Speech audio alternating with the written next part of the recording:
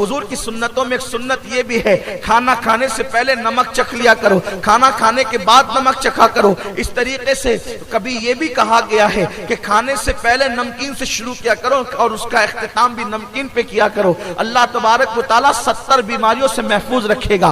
پھر فرمایا کہ کھانا کھانے سے پہلے پانی پی لیا کرو، کھانا کھانے سے پہلے پانی پیو گے تو اللہ رب العزت بہت ساری بیماریوں سے تمہیں محفوظ رکھے گا۔ اسی طریقے سے میرے آقا صلی اللہ علیہ وسلم کے دیوانوں سونے سے پہلے وضو کر لیا کرو، اس کے بعد چاروں قل پڑھ لیا کرو، آیت الکرسی پڑھ لیا کرو، اور اس کے بعد جو ہے اپنے بستر کو جھاڑ لیا کرو اور دائیں کروٹ لیٹ کر کے سویا کرو۔ اس سے کیا ہوگا؟ جو دائیں کروٹ لیٹ کر کے سوئے گا اللہ رب العزت اسے ہارٹ اٹیک کے مرض سے، یعنی جو دل کا دورہ پڑتا ہے اس مرض سے اللہ اس کو محفوظ رکھے گا۔ میرے پیارے آقا صلی اللہ علیہ وسلم کے پیارے دیوانوں، اور جو بندہ سنت کے مطابق سوتا ہے اس کو اللہ تبارک و تعالیٰ سکون کی نیند عطا فرمائے گا، اور جو شخص جو سونے سے پہلے چاروں قل اور آیت الکرسی پڑھ لے اللہ رب العزت اس کو سحر جادو سے محفوظ رکھے گا۔ اور پھر اس کی برکتیں کیا ہے؟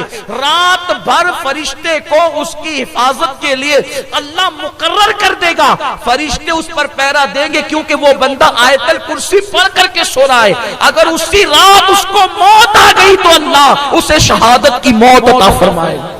آیت الکرسی کی برکت یہ، حضور کی سنت کی برکت یہ۔ تو بہرحال بہت سی سنتیں ہمارے مبلغین سنتیں سکھاتے رہتے ہیں، مرکز پہ آئیے وہ بہت ساری سنتیں آپ کو سکھائیں گے۔ آئیے دوسری چیز، اللہ کے رسول علیہ السلام فرماتے ہیں میاں بیوی کے اندر جو پھوٹ ڈالے، آقا فرماتے وہ ہم میں سے نہیں ہے۔ میاں بیوی میں جو جدائی پیدا کرے آقا فرماتے وہ ہم میں سے نہیں، وہ میرا محبوب امتی نے، حضور اس نے اس سے بیزاری کا اظہار فرمایا۔ اب اس کے بارے میں کئی تشریحات موجود ہے کہ میاں بیوی میں پھوٹ ڈالنے کا مطلب کیا؟ مطلب یہ ہے کہ شوہر کے پاس پہنچے تو بیوی کی برائی شروع کر دی تاکہ اس میں برائی پیدا ہو جائے، اور بیوی کے پاس پہنچے تو اس کے شوہر کی برائی شروع کر دی تاکہ دونوں کے درمیان نفرت پیدا ہو جائے۔ آقا فرماتے وہ ہم میں سے نہیں ہے۔ جو میاں بیوی کے اندر جدائی پیدا کرے فرماتے ہم میں سے نہیں ہے۔ اس سے ان لوگوں کو عبرت حاصل کرنا چاہیے کہ جب کسی عورت کے پاس بیٹھتے تو اس کے شوہر کے خلاف اس کے کان بھرتے ہیں، اور جب شوہر کے پاس بیٹھتے تو بیوی کے خلاف کان بھرتے ہیں۔ اور ایک بات یہ بھی عرض کر دوں، اس سے ان لوگوں کو بھی عبرت حاصل کرنا چاہیے، ان لوگوں کو عبرت حاصل کرنا چاہیے جو لوگ شادی شدہ عورتوں سے ناجائز تعلقات قائم کرتے ہیں، اور ناجائز تعلقات قائم کر کے وہ پوری کوشش کرتے ہیں کہ جس عورت کی شادی ہو گئی ہے اس کی شادی ختم ہو جائے اور پھر میرے ساتھ اس کی شادی ہو جائے۔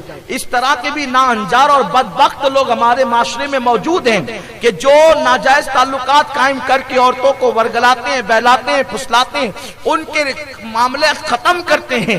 یاد رکھے تم کسی کا گھر اجاڑو گے اللہ کبھی تمہارے گھر کو آباد نہیں رہنے دے گا، اور یاد رکھنا میرے آقا فرماتے کما تدین تدان، تم جیسا کرو گے تمہارے ساتھ ویسا ہی کیا جائے گا۔ میرے پیارے آقا علیہ السلام کے پیارے دیوانوں، بہت سارے منچلے لڑکے نوجوان ہیں، معاذ اللہ ان کے متعلق سنا گیا ہے کہ وہ ایسا کرتے، خود تو کنوارے ہیں اور اس کے بعد 2-2 3-3 بچوں کی ماؤں سے وہ افیئر اور ناجائز تعلقات قائم کر لیتے ہیں، اور اس کے بعد اس عورت کو ورگلاتے ہیں تو کسی بھی طرح سے ناٹک کر طلاق لے لے اور اس کے بعد میرے ساتھ نکاح کر لے۔ اچھی طرح یاد رکھنا کسی کے نشیمن کو آگ لگا کر کبھی تمہارا نشیمن محفوظ نہیں رہ سکتا، کسی کا گھر اجاڑ کر کبھی تمہارا گھر آباد نہیں رہ سکتا۔ میں نے اس چھوٹی سی عمر میں ان لوگوں کو دیکھا ہے جو لوگوں کا گھر اجاڑ کر خود کا گھر بساتے ہیں، انہوں نے کبھی چین کی سانس نہ لی، انہوں نے کبھی سکون کی سانس نہ لی، انہوں نے کبھی اطمینان